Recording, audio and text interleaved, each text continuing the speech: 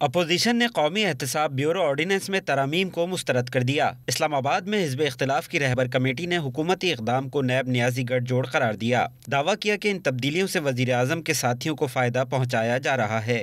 اس ملک کے سلیکٹڈ وزیر اعظم صاحب وہ اپنے لوگوں کو خوشخبری دیتے ہیں کہ میرے دوستو یہاں پر آپ بیٹھے ہیں، آپ کے نیب کے مقدمات تھے، آپ کے لیے میں نے آج آرڈیننس پاس کیا ہے اور آپ انشاءاللہ نیب سے آزاد ہو گئے۔ اکرم درانی نے حکومت پر اپوزیشن کو دیوار سے لگانے کا الزام لگایا، مشورہ دیا کہ وہ مخالفین کے ساتھ اتنا ہی کریں جسے وہ بھی برداشت کر سکیں۔ جو اپوزیشن کے ساتھ موجودہ حکومت کا مختلف ذرائع سے تنگ کرنا ہے، یہ وہ جماعتیں ہیں جس نے سب کچھ دیکھا ہے، پرانی جماعتیں ہیں۔